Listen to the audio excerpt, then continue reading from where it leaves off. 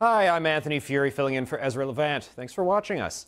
Last year during the U.S. government shutdown, I argued that Canada needed some form of debt ceiling legislation because right now debt just increases every time we approve the federal budget. People spend the budget process fixated on what's being funded without stopping to think of how it's being funded and how much it increases our debt burden. Many people liked my idea. Many people thought I was crazy. They said it would create a scenario where Canada would shut down. Well, I suppose it could if it came to it, but that's not necessarily the case because the government, well, they could still vote to raise the limit, or they could vote to even repeal the legislation. Both of those options, though, would have been versions of acknowledging your growing debt, but then acknowledging to the public that you're going to pass the buck. You see, what it does, it's a lever to force a national conversation about debt strategies, which we don't do right now, always with our heads in the sand.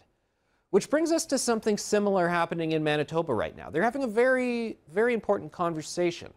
Last year, the NDP government of Greg Selinger raised the provincial sales tax by 1%, up to 8%. Sadly, that's pretty common, a government raising taxes. However, in the 2011 election, Selinger said there'll be no tax increases. Okay, well, politicians not keeping to their election promises, that's pretty common too.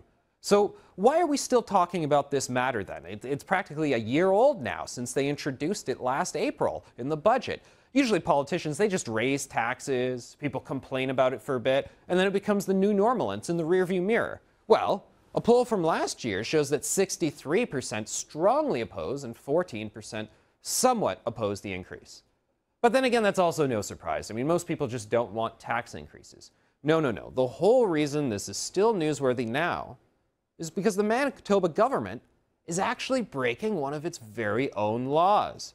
Balanced budget legislation that was introduced in the 1990s. It says budgets must be balanced every year, except in extraordinary circumstances like wartime and due to natural disasters. And if it isn't, well, get this. There's a clause that says cabinet ministers, they can take a percentage hit to their salaries.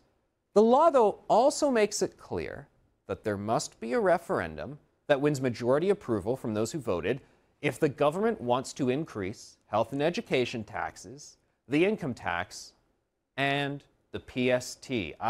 So that's why we're here talking about this increase, because legislation says the people must first approve it. But along with the NDP's bill to increase the PST, well, there's also a little amendment in there to suspend the need to have a referendum. How sneaky, eh? You get rid of it right when it's about to come into play. So what's been done about all of this? Well, opposition leader Brian Pallister will join us in a moment to explain what he and his party are doing.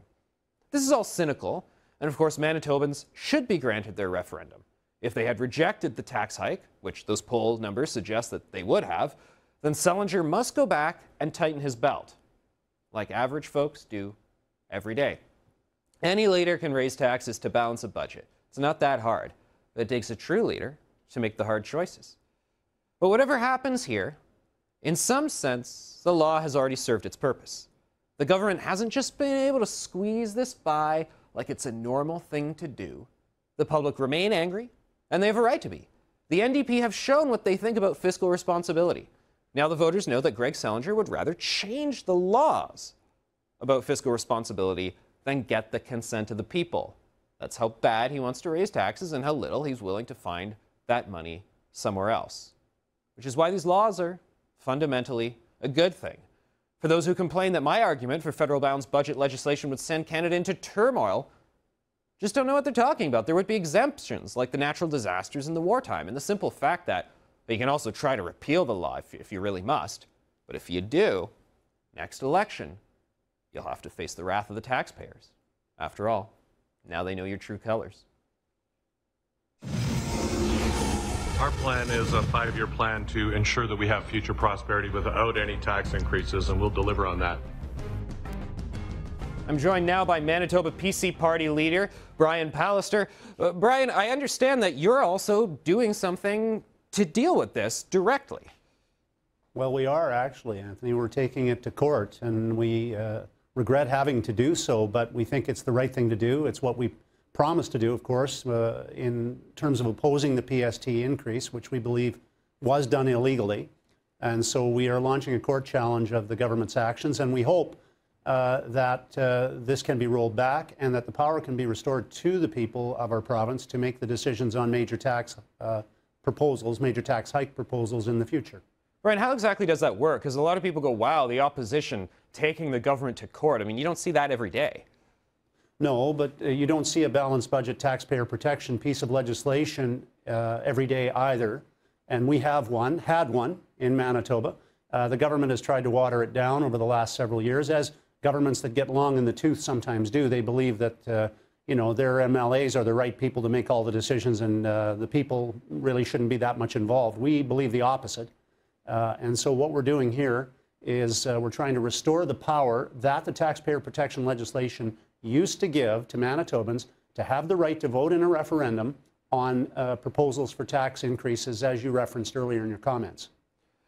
Now, Brian, go back to in the 90s, and I know you were in the government then when this legislation was passed, and tell me the rationale behind why you did it and the climate in which you did this, because as you heard, I'm arguing that other provinces and maybe the federal government should do the same. Well, yeah, in the 90s, of course, we had a different time. We had some major pressures being brought to bear on a lot of the provincial governments, especially recipients of transfer programs. So it was ironic that we actually moved on this legislation at a time of declining revenues and real fiscal pressure, but we did because we believed it was the right thing to do, and I still maintain it is the right thing to do. Governments will always want to increase taxes. No government has ever really demonstrated its ability to put a handle on its own spending very readily. Spending other people's money is easier than spending your own, I suppose. And so we wanted to put in place some counterbalances to give some power to the people who pay the freight, that being the taxpayers, and to protect them and their interests. And so that was the sort of the origin in a general sense of where this legislation came from. Also because of the growing debt concerns that we had then, which I think more and more Canadians are starting to understand now are a real issue.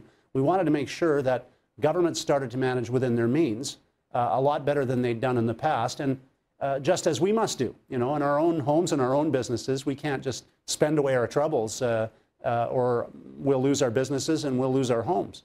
Governments, of course, threaten us when they overspend, and that's what this particular government in Manitoba has done, and it's not the only one.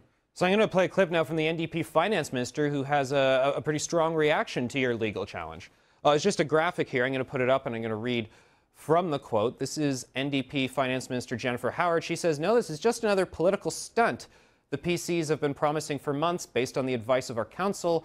We are confident their case will not succeed." And what do you say to Ms. Howard?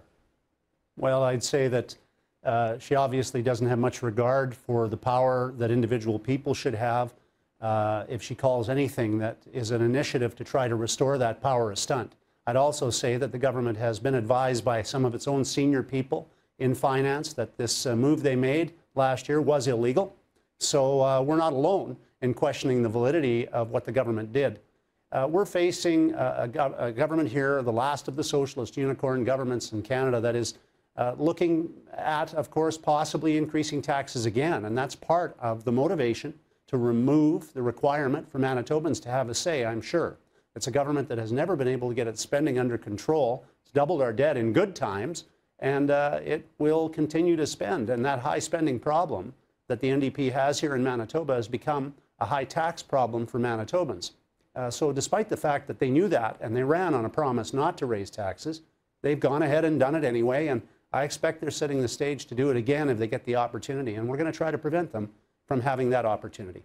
Brian, before I let you go, what would you say to critics who say, well, if you always have a referendum to raise taxes, nobody wants higher taxes, so we'll never be able to increase our revenue streams? Well, that's totally false. In fact, just the year before last, within weeks of the NDP running on a promise not to raise taxes, they actually broadened the PST to include a whole bunch of additional items. So including things like home insurance, life insurance, benefits, haircuts, you name it. So governments can raise revenues, and spendy governments, like the SpendDP here in Manitoba, never avoid raising taxes and increasing spending. The reality is governments can increase revenues from a number of sources. We're simply trying to put the power in the hands of the people on the three major tax areas of PST, corporate tax, and personal tax. And I think by doing so, we'll create a more stable and certain environment for our province, one that will make us better able to attract new business opportunities, retain people here, attract doctors, for example, and other high earners to our province, because at least they would have some confidence that the tax climate was in their hands at least as much as it was in the government's hands. Brian, I got to let you go, but thanks very much for stopping by. Brian Pallister is the leader of the opposition in Manitoba.